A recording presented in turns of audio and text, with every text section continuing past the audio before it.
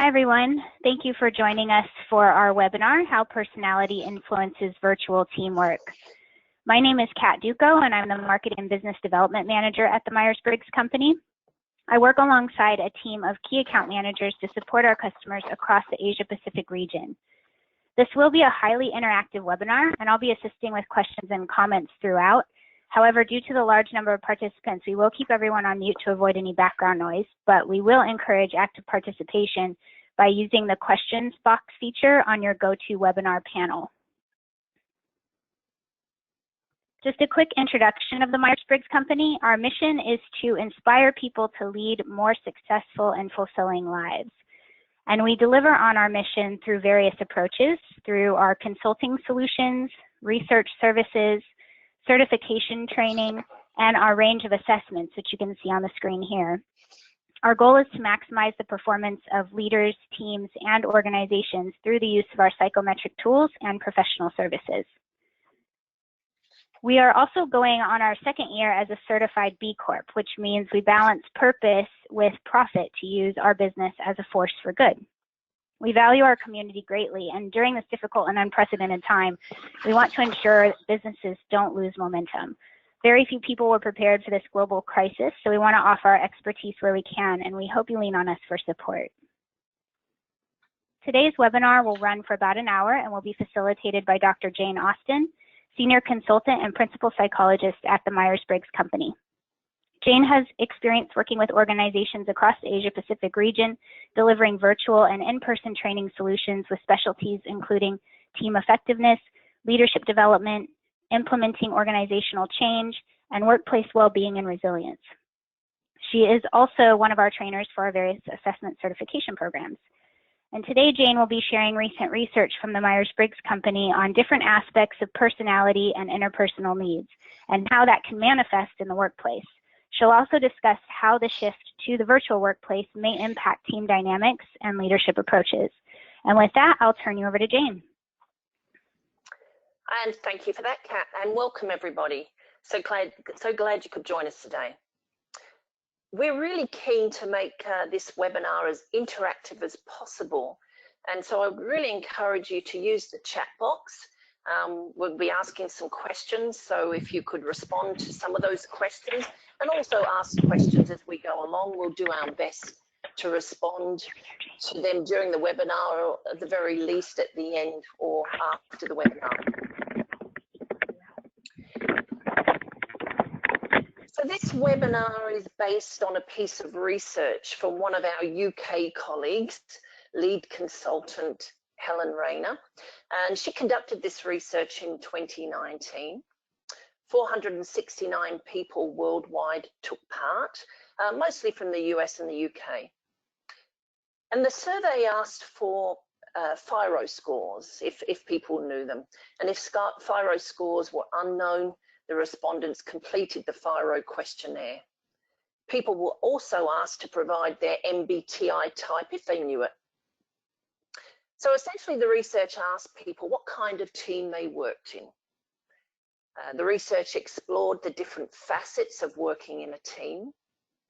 It asked opinions about what they felt were important characteristics of teams, and also tapped into their perceptions around the challenges they found working in a team. Amongst other things, Helen was looking to see if there are any personality differences between people who worked in a virtual team versus people who worked in physical teams. Now, this research paper has been provided to you as a handout, so you will be able to read the research in full.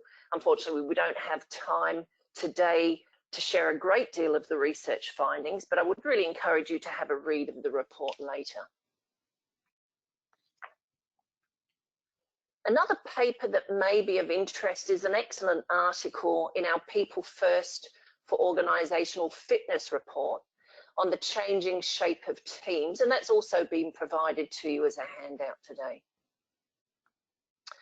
So we know most of you pre-COVID-19 will have worked in a mix of teams, intact teams, co-located, virtual, or some sort of combination. And now many will likely be working virtually. In recent years, millions of people worldwide have adapted to working virtually. In recent weeks, tens of millions have joined them, and more will continue to do so in the coming months. So our purpose here today is really to explore the experience of virtual teamwork from a personality and interpersonal needs perspective. So we're going to have a brief introduction to our FIRO and MBTI tools, but don't worry if you don't know a lot about them. Kat's going to talk about her own profile in very human terms. She's agreed to share her experience of the recent changes in the way she works, and we're going to try and relate this to her FIRO and MBTI results. I'm also going to debrief that in relation to 5 key scales of a high-performing team. We'll look at how you can put things in place to suit people's differences in personality preferences, and we'll also briefly look at how stress can affect different personality types and reduce their effectiveness. So first, it might be good, I think, to define what we mean by the different types of teams. So to start with, a co-located team. Here, everyone is physically present. They tend to work in the same building, or they have frequent face-to-face contact. A virtual team is one who are joined by a common purpose and interdependent goal. They tend to have little or, in fact, no physical presence with one another. Combined teams are a mixture of the two, and this is really very common, especially where we work at the Myers-Briggs company, being a global company.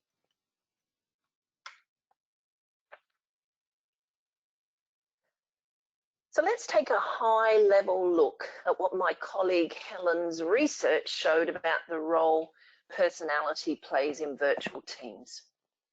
In fact, the results showed that, broadly speaking, there were no core personality difference between the managers and the different types of teams they manage, or, to that matter, the people who worked in those teams. That's to say that, as with most things in life, there is no one type of person who's better or more capable of managing or working in virtual teams than another. Now, I know from my own reading and working with teams, we can feel that virtual teams need to be treated differently. However, virtual teams face very similar challenges to co-located and combined teams. And the key is to figuring out what adaptations really might need to be made compared to other types of teams. So as I said, we're very keen for this to be an interactive session. And so we'd like to kick that off by having you engage in a virtual poll.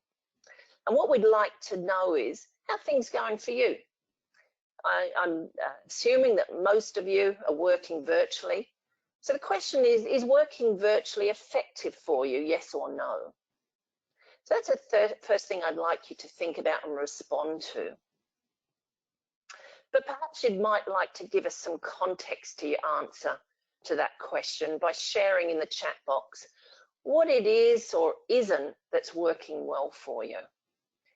So if you're selecting yes in the poll, type yes and then give us some context. Share with us what specifically you're finding is making things work effectively. And if you've said no in the poll, you can type no firstly and then tell us why. I'll just give a few seconds for folks to engage with that. And Kat, if you can keep us updated about how we're going there. Yep, looks like we've got a few people coming through. A lot of people saying yes, they're quite comfortable with working virtually. Great.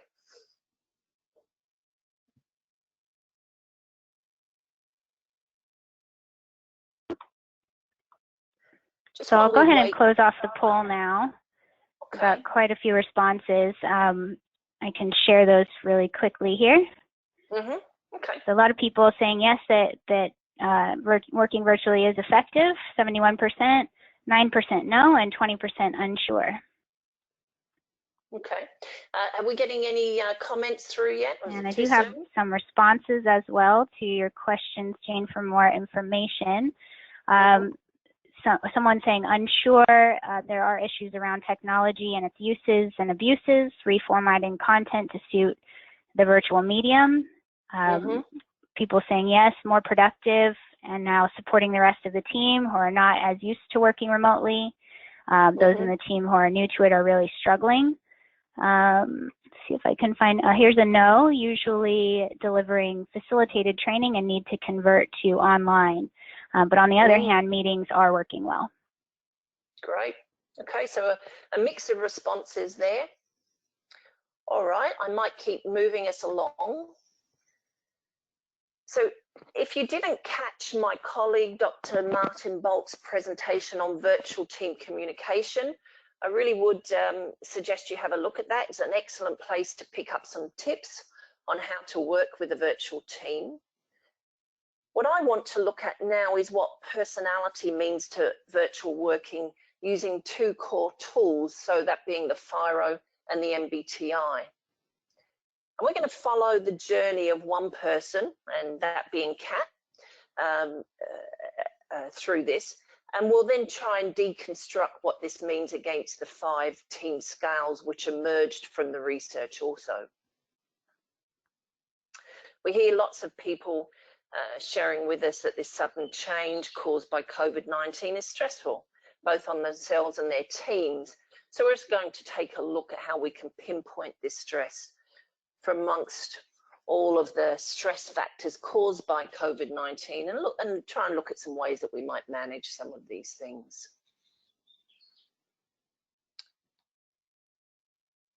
So there are many factors that influence our experience of working in teams, be they virtual or in person. But certainly from research and our own experience, we see personality and interpersonal needs as 2 important factors for teams. So I'll start by quickly explaining the FIRO for those who don't know it. And the FIRO stands for Fundamental Interpersonal Relations Orientation. So the FIRO measures 3 interpersonal needs areas. And the first one is involvement. And this is really about belonging and participation. The second one we call influence. And this relates to the need to have control or responsibility. And the third one, which we call connection, this one relates to the depth of our relationships. And for those of you who are familiar with FIRO, you might also have heard these referred to as inclusion, control, and affection. So within the FIRO framework, there are 2 types of needs. We talk about expressed and wanted. And so expressed behaviours are the behaviours we initiate or we express towards others. Whereas wanted behaviours, these are the behaviours that we use to receive from others. So FIRO tells us about our interpersonal needs, and we all have a set point. And by that I mean how much and how often we want our needs around these 3 fundamental areas to be met. So when we look at the scores on the FIRO, it essentially shows 2 things. Firstly, how often the behaviour is used or shown, in other words, the frequency. And secondly, how many people the behaviour is shown to, in other words, selectivity.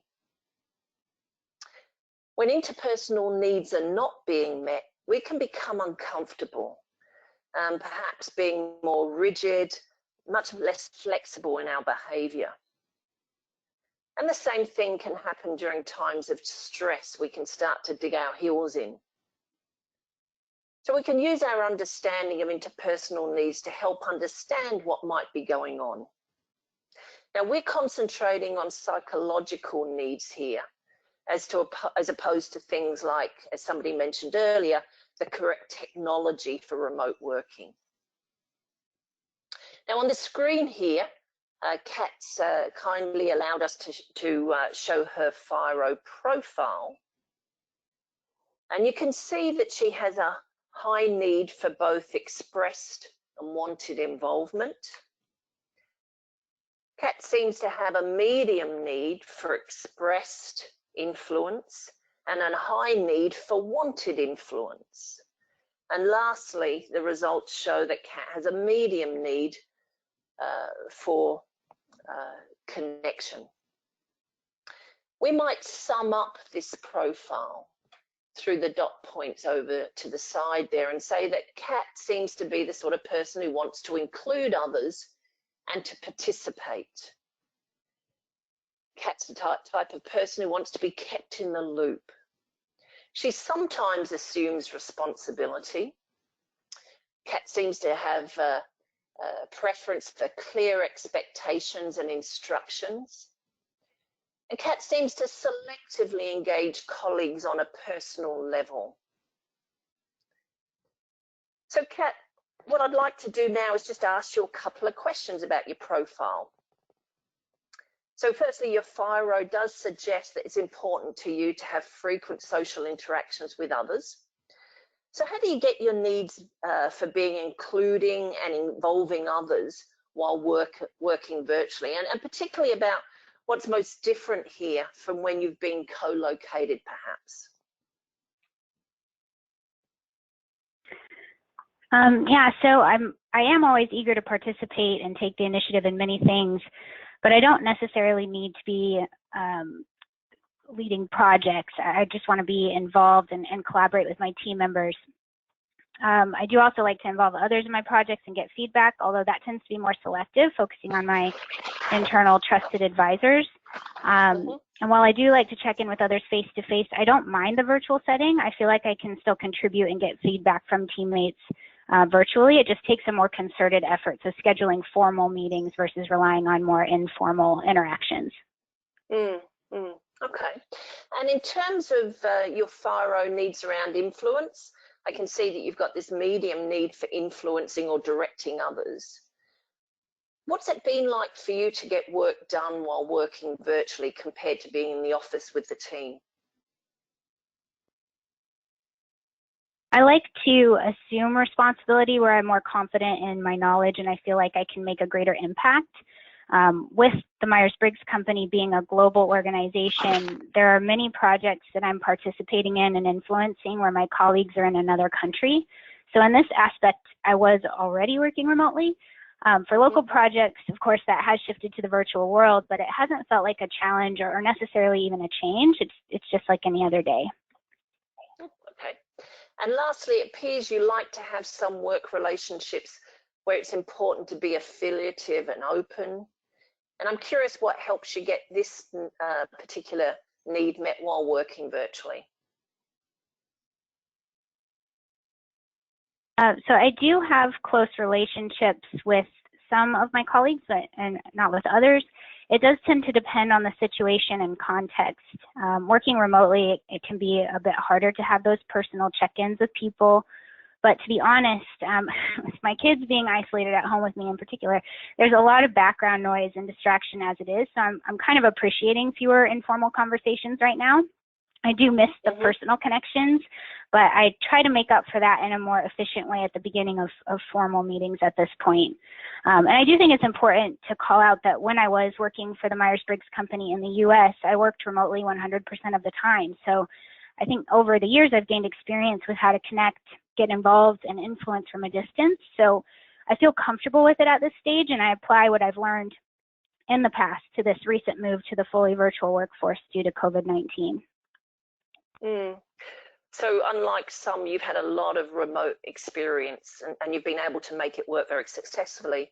I'm assuming then, of course, that others may need a lot more support to get to that place that you currently are in. Okay, let us move on a little bit. Yep. Yeah, I agree with that. I'll just move on to the MBTI and just explain the framework before we have a look at Kat's preferences around MBTI. And so there are 4 preference pairs within the MBTI framework. Extroversion and introversion is where people get their energy from. Those with preferences for extroversion gain their energy from the outside world. And of course, that often involves interacting with people and doing things. Whereas those with preferences for introversion gain their energy from the internal world and often preferring a much calmer environment, and they gain their energy from perhaps a smaller number of people. Sensing and intuition tells us about the kind of information people prefer to use. Those with preferences for sensing prefer information that's factual and precise. They want to see the practical application of ideas, and they'll often ask, how will this work in practice? Those with a preference for intuition are drawn to the big picture of ideas, theories, concepts and frameworks, and they'll often ask, what could be? Thinking and feeling is about how people make decisions. And so those with a preference for thinking will be drawn to making decisions based on logical analysis, objective criteria. And those with a preference for feeling make their decisions based on their subjective feelings and values, striving to maintain harmony in their decision making. And the last preference pair, judging and perceiving, is around how people deal with the world around them. Those with a preference for judging strive to reach closure. They tend to be planful and methodical in their approach. Those with a preference for perceiving strive to keep their options open for as long as possible, preferring a more spontaneous and emergent approach. So once we know our preferences based on these pairings, we gain a 4-letter combination. For example, Kat has a preference for extroversion, sensing, feeling, and judging. So her 4-letter type would be ESFJ. I think it's really important to emphasize here that we can access and use both sides of the preference pair. The MBTI simply tells us what the person is drawn to, in effect, what their preferences are. And although we have these preferences, we can still access our non-preferred side. Now, in a moment, Kat will talk about this in terms of her outer preference scores. And this is because she's completed the MBTI Step 2 questionnaire, which explores the facets behind each preference, which helps us to understand why she's different to other ESFJ types. So on my next slide, I've got Kat's MBTI profile. And based on this profile, we know that Kat tends to be a warm, sympathetic and helpful type.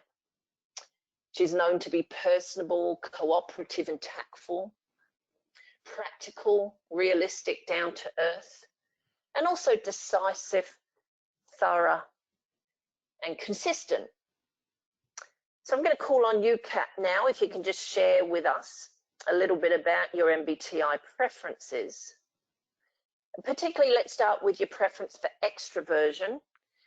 How do you keep yourself energized now that whether you wanted to or not, you're being forced to work in a much more virtual world? Well, yeah, I am energized by interacting with others and taking action. And I do enjoy working in an office for the interaction with others. Plus, I tend to like some background noise, although, as I mentioned, now with my kids in the background all the time, I find myself appreciating silence more. But my role in marketing and business development does require a lot of conversations with our clients, with our vendors, as well as internal conversations. So I certainly get my energy and people needs met, even though it's not necessarily face-to-face. I have taken the MBTI Step 2, as you said, which shows how someone uniquely expresses their type through learned behaviors. And just to give more background about me, I was an only child raised by two introverted parents. And through their example, I learned to express my extroverted preference in a way that was acceptable to my introverted household. So in fact, people meeting me for the first time, they often assume I'm an introvert from my behavior. So although I do get my energy from being around others, I've learned to cope with solitude. And usually that means I end up talking to myself a lot more when I'm working from home. Thank you for that. And if I can just touch on the other three preferences, preference for sensing. I'm wondering what helps you understand what your team's focusing on while working virtually. Do you have the kind of information available virtually to know where to focus, what to focus on?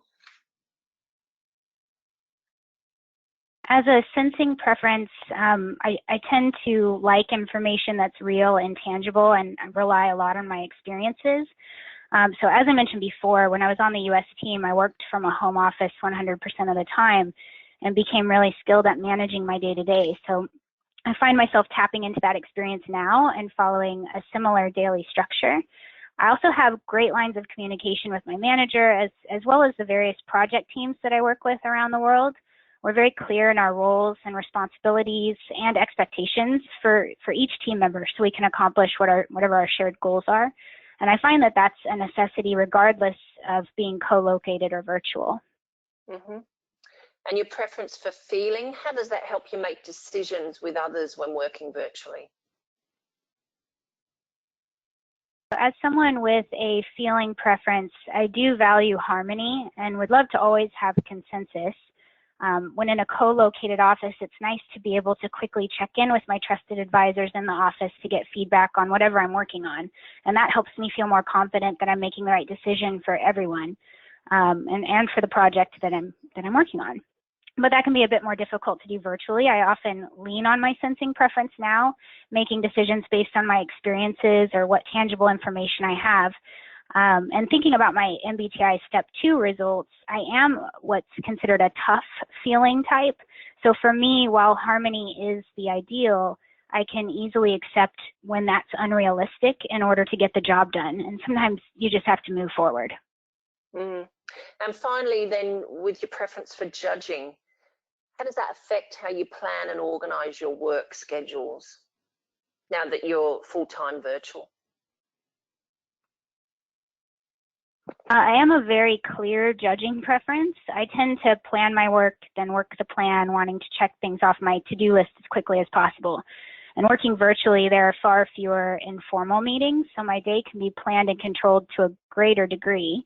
The challenge that can come with that when working virtually is that I need to wait for input or approval when I'm ready to complete a project, where before I could pop into an office or sneak in a hallway conversation to get the decision locked in more quickly, now I largely need to schedule time or wait for an email response.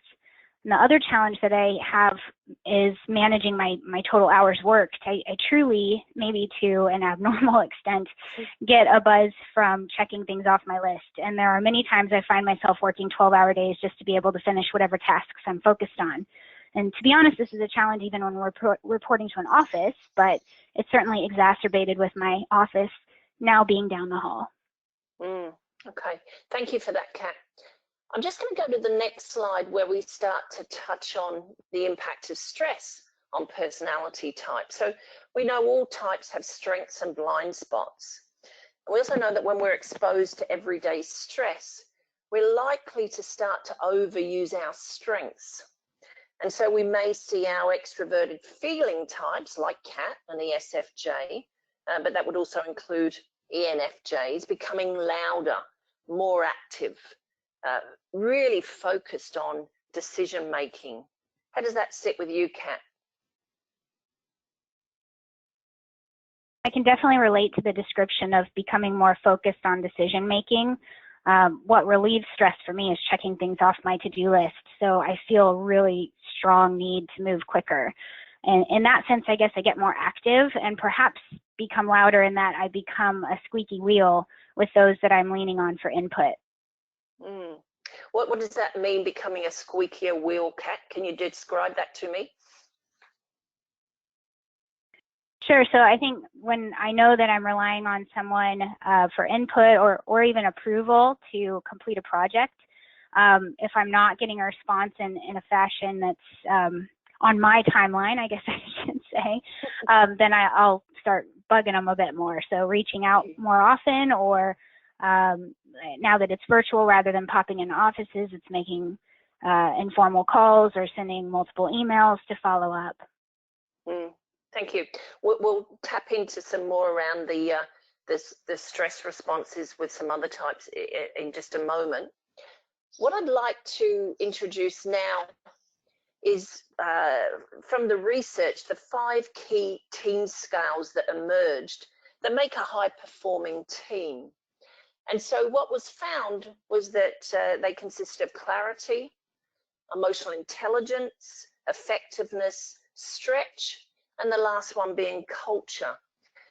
And you may have noticed some of these themes in what Kat said about herself when working in a physical versus a virtual environment. And we'll try and tap into some of those as we go through these scales. So the first one is clarity. And this scale refers to the alignment and understanding individuals have to the organization, its vision, its plans, its goals, and how they and their team might fit into that plan. The scale also measures whether people develop relationships and the degree to which they hold others to account.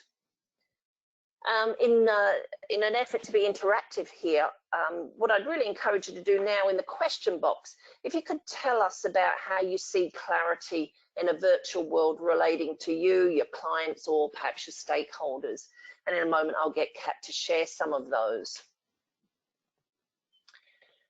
Just while we wait for some responses there, some people have talked about the osmosis effect in a physical office. You know, and by that we mean where information, beliefs are sort of diffused throughout the organization. And this can be something we lose when we work remotely. And so the question then is, how do we create those sort of physical reminders of who we are and where we're going? Many people also talk about the unstructured interactions that occur in the workplace. Kat tapped into that as well. And say that they form the base of how they know what's going on. And when you can't overhear conversations about business direction, what forum is left to chat and ask not only your own questions, but hear what others are asking of the leadership team as well? So for a person with a high need for involvement, meetings are touch points to encourage interaction and facilitative networking. I wonder, at that point, is there anything there that you'd like to share from the participants? Yep, we've got quite a few responses coming through. Seeing clarity as alignment with strategic goals, seeking clarity with regular communication and follow-up with emails outlining what has been agreed. Another person said that for her team, it's about being clear about what the 3 to 4 key focuses will be for the team, so that they all know what they're trying to achieve, and their strategy has changed, so it's about amending it to suit that strategy. Okay, thank you for that. I'm just going to move on to the next one, which is around emotional intelligence. And the way that this is being defined is the degree of openness, intimacy, awareness, social, emotional, and personal support given and received. So this scale can very much be defined as revolving around the amount of openness displayed and wanted. And it relates to how intentional people are with their sharing. To what extent do people share how they're feeling and then invite others to do the same? So again, if you feel so inclined, if you perhaps in the chat box can let us know how you see the impact of virtual working on this particular scale. While we're waiting for that, I'll just talk a little bit about some other stress responses and personality. So Kat said that when she gets stressed, She wants to close things off quicker, make decisions faster. But she also said she becomes a squeaky wheel. She starts bugging people. However, you know, if we look at someone with a preference for introversion instead of extroversion, and the example we have on the screen here is an INTP or an ISTP, their stress reaction can be to withdraw into an inner world. And this is, of course, much harder to see in a virtual setting when someone might already be classed as a quiet sort of person.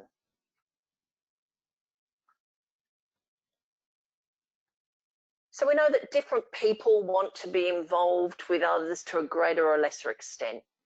Some people prefer to remain impersonal and objective, preferring to work independently, having close relationships with just a few other people. And then on the other hand, others want to engage frequently with as many people as possible. And they might seek out and participate in multiple activities, you know, finding ways of being visible, even when they're working remotely. Without other people's company, joint decision-making, close relationships, they can feel quite uncomfortable. And of course, if your needs are being over or under met, this can be a source of stress for us. So some people may be open to sharing what's on their mind, but others may prefer to lead a more personal life. And it's not always possible to ask them to talk about what's on their mind, especially in front of a group. So it's important to not only encourage, you know, those water cooler chats, but also make sure those one-on-one sessions aren't being missed. In fact, in part of our water cooler chat, one colleague has been known to say, what happens in lockdown stays in lockdown. And although this was said as a joke, they were alluding to the fact that this is an unusually stressful time and people are bound to feel things now that they've never felt before or perhaps will do again, and that's okay. And the point here, of course, is being a manager is not just about being rigorously task-focused and enforcing deadlines, but it is about helping others to find solutions based on their interpersonal needs. We also need to be honest, and it's about keeping that well-oiled machine rolling on. Kat, I wonder if I can call to you now, both to share your own response around the stress that you might experience and then some of the participant responses. Sure. So yeah, for myself, when I'm stressed, I do feel a stronger need to work through my lists and complete my projects. And that's really the only way I can start feeling any sense of relief. But thinking about this scale, the ability to mix personal and professional interactions and build trust with others are huge assets when it comes to getting things done. And of course, making personal connections meets my interpersonal needs, but it is especially helpful in a virtual context. That I fully understand how building those relationships can help me work more efficiently and effectively from a virtual setting. For example, a colleague of mine who I would consider a friend from our U.S. offices was willing to help me with a major project, one that wasn't part of her job description or job responsibilities. And she is a wonderful person and probably would have done the same for anyone, but I wouldn't have felt safe enough to ask her for the help I needed without having that connection with her. And on another example, it's helpful that my manager recognizes my need to get things done, and he allows me to interrupt him quite frequently in his day in order to move a project forward. He also understands that I will work overtime to get tasks done and tries to encourage me not to do that and take care of my own well-being. I don't always listen to him, but it does help to know that he's supportive, and that helps me forgive myself if I have to leave what I consider critical tasks to the next day. Thank you for that, Kat. And if you'd like to share a few responses from our participants. Yep, absolutely. So a few people have written in emotional intelligence, regular well-being check-ins, creating informal meetings to just have a chat and create separation between work meetings. So they actually label their meetings appropriately. Another person said that this one they're having a challenge with. Their team's been working on this as they defaulted to business without the people factor.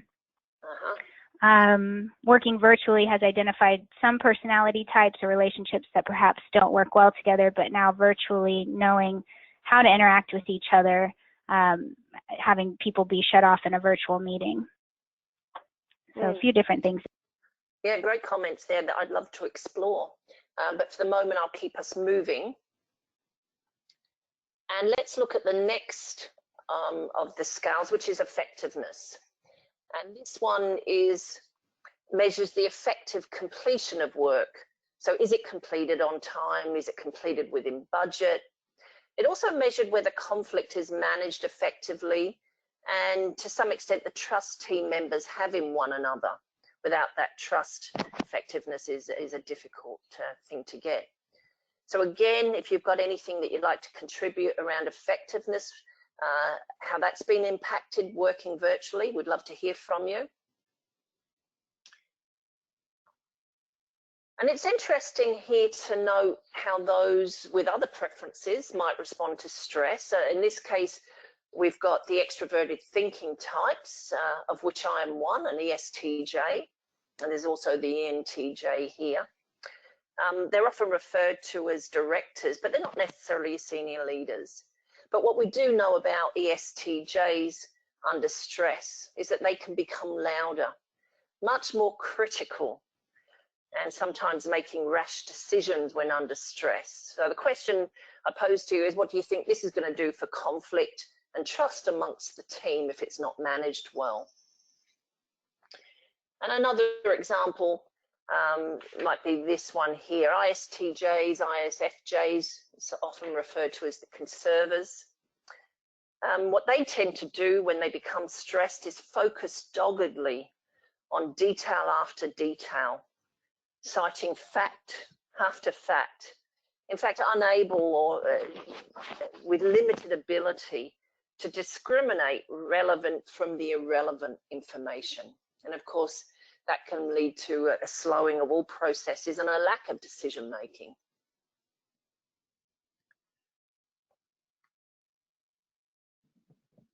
So being effective really is about going back to that well-oiled machine. And we're now looking at work not only in terms of outputs, but how well we work together as well. Kat is happy to admit that she seeks harmony among team members and does in fact prefer to avoid conflict. But I think she's also very much aware when it arises, it can be useful to focus on what people actually have in common. And remember, not all conflict is bad. Differences of opinion can actually lead to questioning and debate and can be quite constructive to challenge our colleagues. It can be a real source of growth. Kat also talked about the formal and informal forms of communication.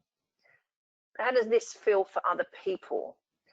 So, those impromptu meetings or water cooler chats, they're just not so easy when people are working remotely. And the other point, of course, is not everyone is keen on this kind of interaction, even when they're co-located. So I wonder how it might feel for them virtually. Kat, I might call to you now. Has anything come up in terms of our participants' responses around effectiveness? Yeah, a few things have come in on effectiveness as well. One person said that they feel there's increased productivity now. Another mentions trust, and trust is the key to working well in a virtual environment. Trusting that you do your job just as you trust me to do my job. This was high risk for their organization, where most people have always been physically co-located.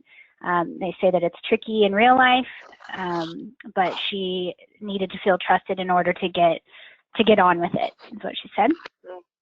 And I'll definitely be talking about trust in a moment or two. And I think, Kat, you'd already mentioned to me that that this is an area that you believe our company, the Myers-Briggs company, does really well, not only in our Australian offices, but globally. And the reality is a percentage of our workforce was already working remotely. Many of us are part of a global team contributing to global initiatives. And what's helped us, and I think you said personally, was that fulfills your interpersonal needs and preferences through that regular contact, through email updates, phone meetings, both informal and formal. Okay, let's look at the second last stretch.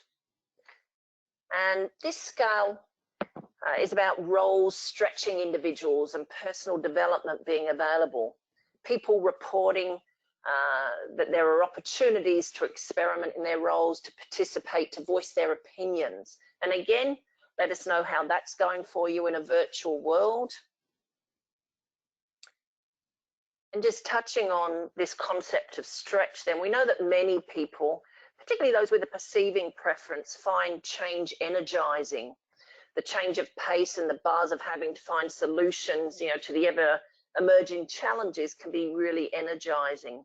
Would that be the case for you, Kat, with your judging preference?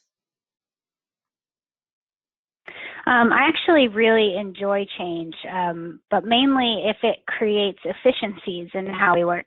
So yeah, I am a judging preference, and I admit that when a decision is made, I would prefer to stick to it just for the pure joy of checking something off my list. But when change appeals to my other preferences and my interpersonal needs, I'm all for it. I also tend to force change, particularly around my own growth and development. I always raise my hand when new projects come up or technology is introduced because I want to learn, and also because I want to be able to contribute more. So whether that's being a greater asset to the business or being more helpful to my teammates, working virtually, I don't feel has interfered with that at all. I can still put my hand up from a distance. It just might be a little slower to come to everybody's attention. Okay, and in fact, what we know is that all personality types will be open to change if their type needs are being considered and met, of course. And I'll give you an opportunity there to share any participant comments, Kat.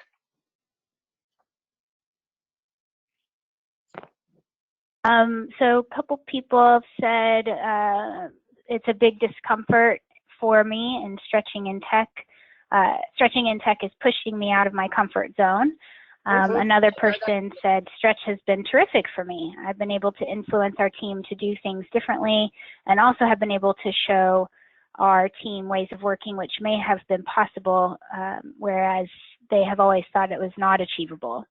And finally, just another one to contribute here, change is exciting when done by us, threatening when it's done to us. Great point.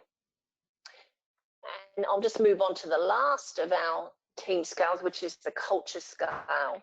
And this is about cultural awareness, but also it's about respecting and appreciating one another.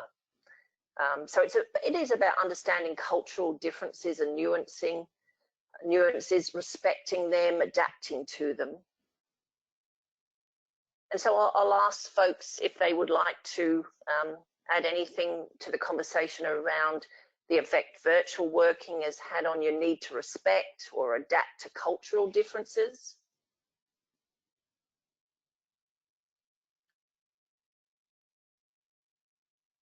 So it's important that we do name differences, else, as we all know, they become the elephant in the room. For example, there are many differences, an individualistic or a collectivist understanding of ourselves. And then there's the sorts of differences that are much more down to earth and practical. What it means to be early, on time, or late. And I would suggest it really is crucial that we're able and willing to flex and adapt our style around international culture, but also organizational culture. I'll just give you a few moments for those who are eager to add some comments around the culture piece. And I'll just go on a little bit. You will be able to read in the research handout about these team scales in relation to the FIRO, but I'll just share a couple of snippets, so to speak, here. So here what we can see is that virtual team managers reported higher on the effectiveness scale. They said that they completed their work on time and within budget, and moreover that conflict was managed and that there was trust within the team.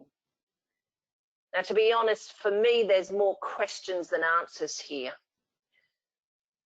What we don't know is whether virtual managers self-select to work and manage remotely. Might it be that they're working on either more complex tasks and projects, or perhaps simpler tasks and projects that are suited more to the virtual environment?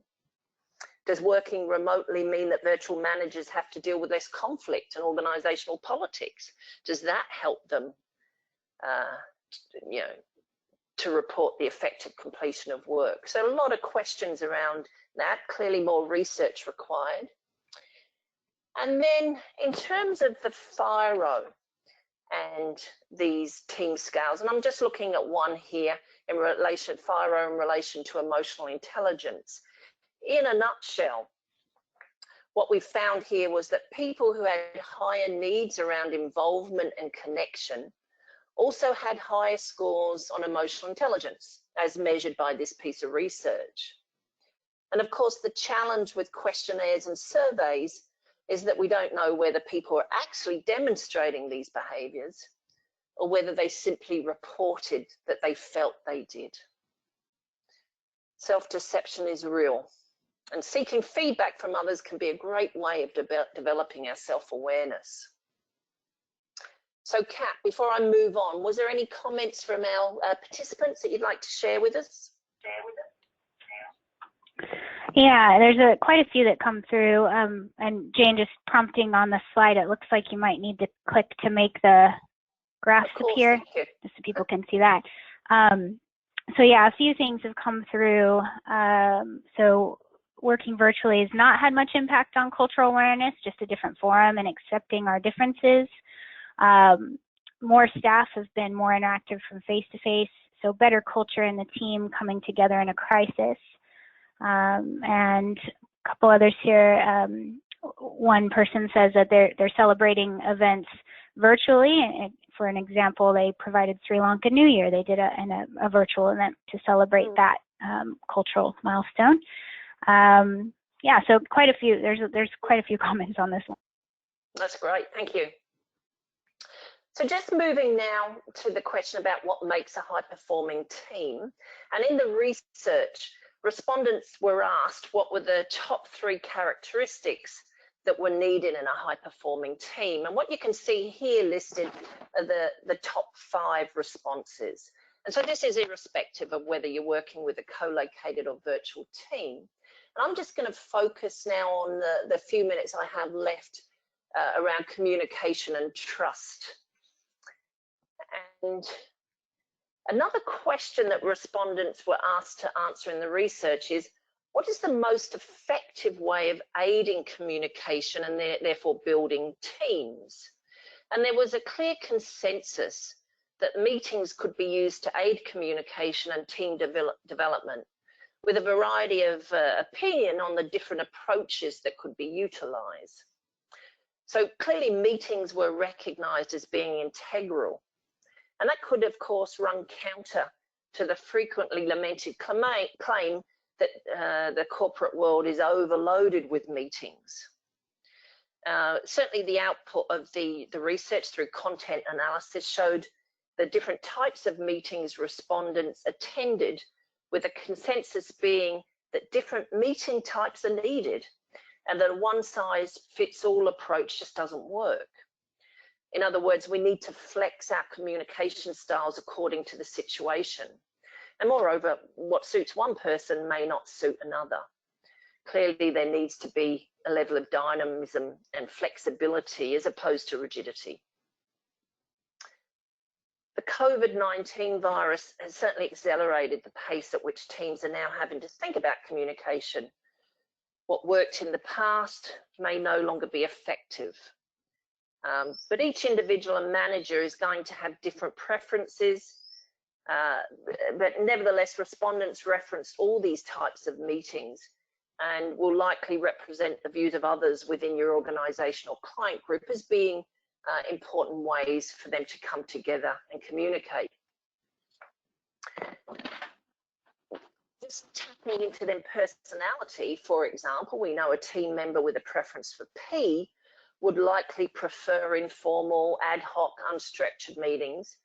But we also know that that's not practical for the business for the majority of meetings.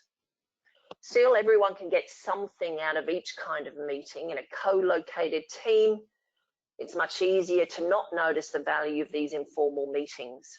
In a remote environment, people might actually be craving more formal communications. So it's likely that virtual teamwork will be enhanced by more meetings rather than less. And I'm going to say that particularly during this very difficult time. What we know is that when working remotely, the hustle and bustle of an office environment it's just missing, and fear can grow in that space. So we're living in very uncertain times, but we can mitigate this through trust and communication. When there's silence, people often assume the worst. And so to counter that, be transparent and do it regularly. People might be looking to you for answers that you don't have, and we don't always have the answers, but be honest about what you do and what you don't know. If you're a leader, now is definitely the time to invest in regular one-on-one check-in meetings. And of course, depending on type preferences and interpersonal needs, some of your people will want them more frequently than others. Some will want them to stay very surface. Others will want them to be more intimate.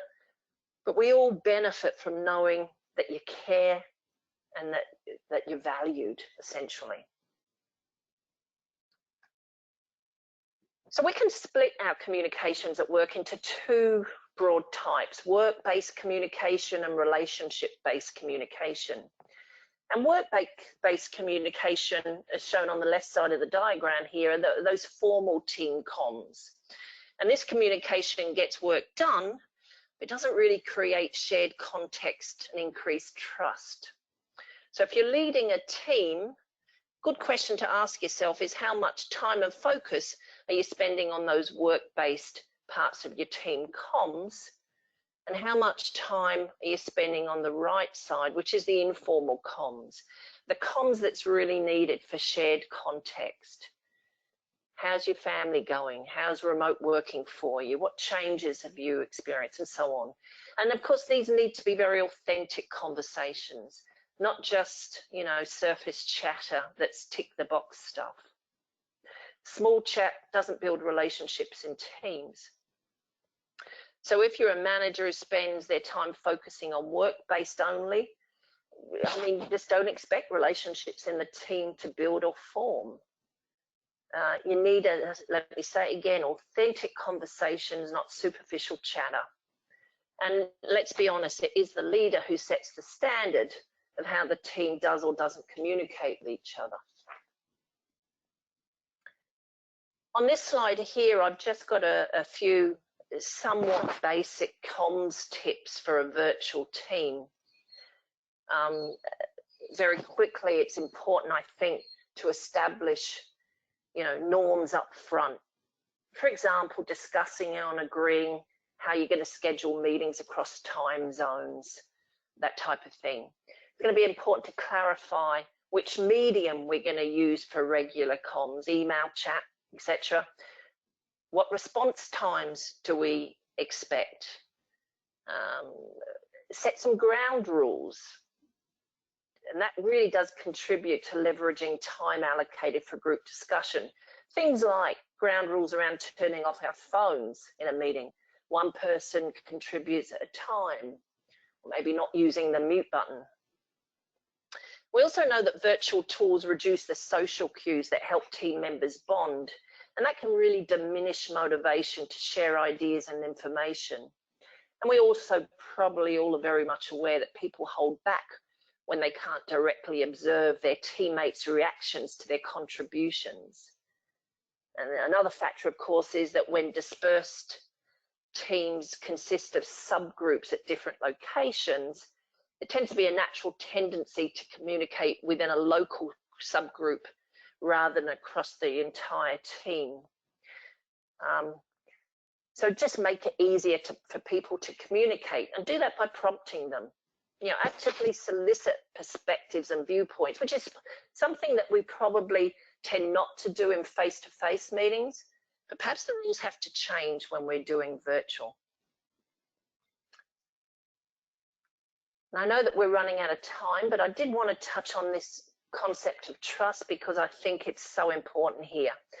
You know, the paradox in dispersed teamwork is that trust is more likely to be critical for effective functioning, but also more difficult to build than in co-located teams.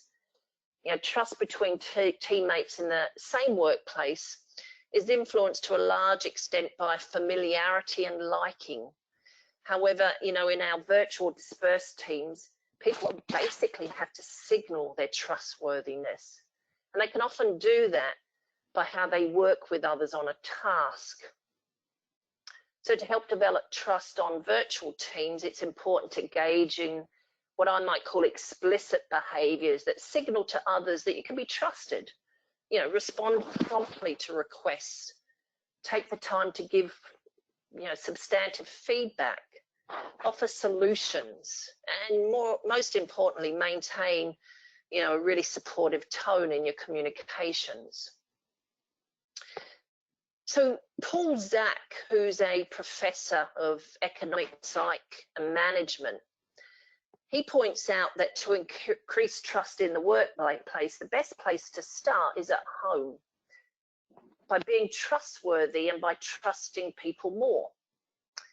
And he says that because there's evidence that this works both at a conscious and also an unconscious level.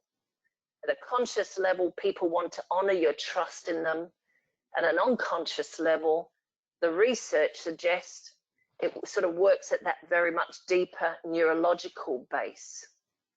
And this has the potential to create a snowball effect on trust. Let me put this simply. When the behaviour of a manager is trustworthy, employees trust their managers more. Consequently, they become more involved in their work and they demonstrate what we often refer to as organisational citizenship. This greater involvement in turn strengthens their boss's trust in them, which reinforces reciprocal attitudes of trust. And so in this way, a virtuous circle of trust building is often generated in organisations. Now, this is really important because in times when employees are out of sight, i.e. working from home, managers and leaders may do well to emphasise the importance of focusing on values. Leaders need to trust that people working from home are engaged and productive, and perhaps work from the maxim, trust someone until they've proven untrustworthy. And so just very quickly, some final considerations and takeaways. Your team will react differently to the same stimuli. To work remotely, your managers need training and support.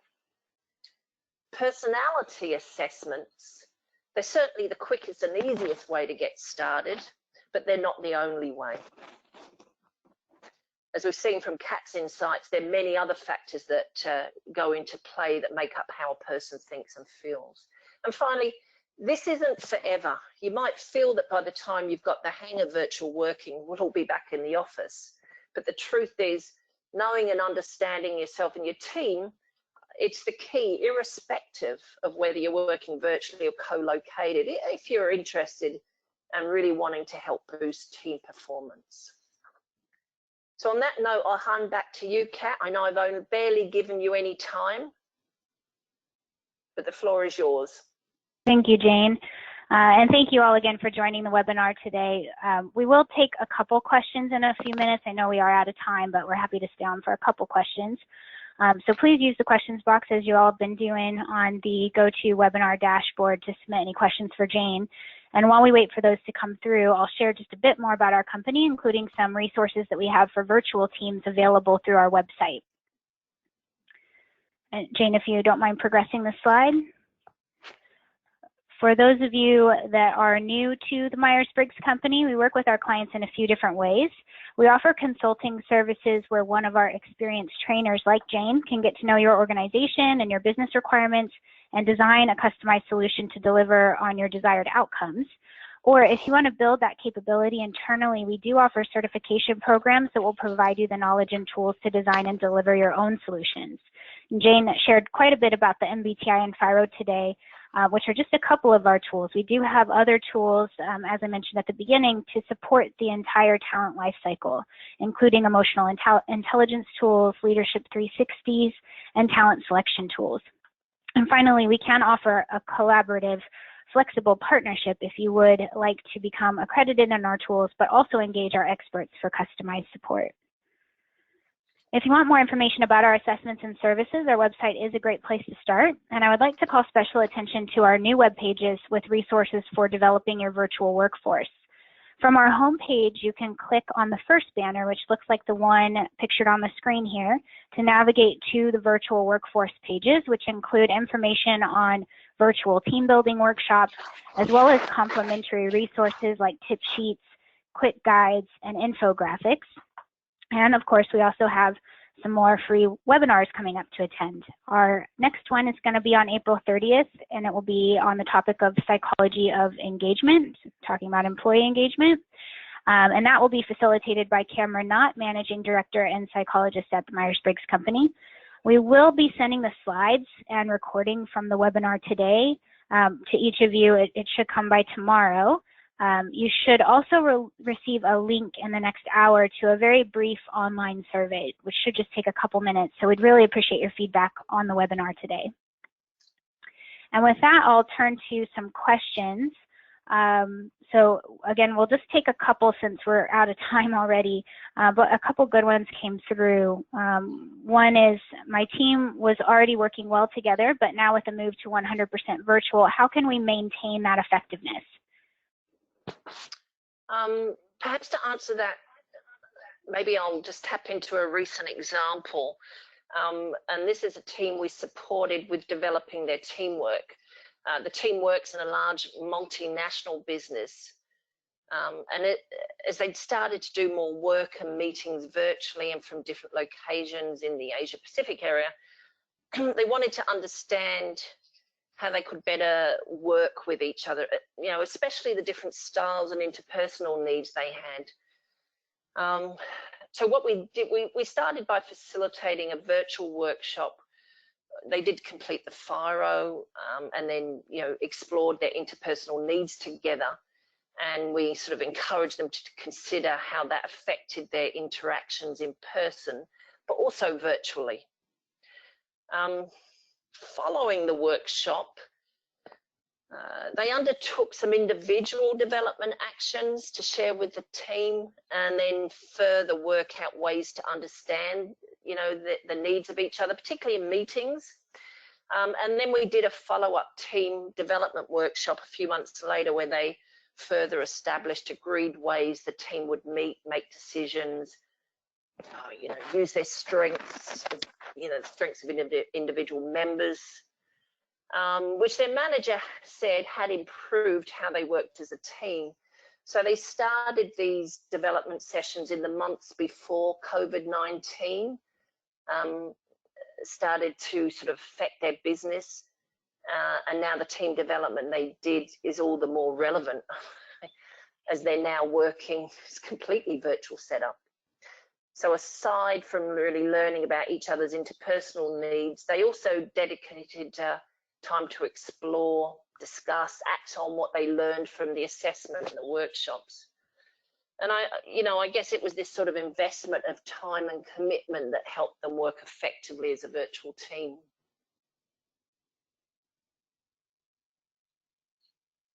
Over to you, Kat. Thanks, Jane. And I do know we're 10 minutes over at this point, so it might be best to just call it at now. Yeah. And I know we didn't get to everybody's questions. There were a few that came through, quite a few actually. So if we did miss your question, we will follow up individually with you and make sure you do get an answer. We can have a discussion with you as well. Jane is available for complimentary consultation. So if you want to chat about your own business requirements or needs, we can certainly set that up with Jane. So we will be following up with all of you, as I mentioned earlier, with the slides and the recording, and we'll also address your questions one-on-one. But thank you all again. Thanks for hanging on a few extra minutes, and thank you again, Jane, for your presentation. And thank you, everybody. Bye, everyone.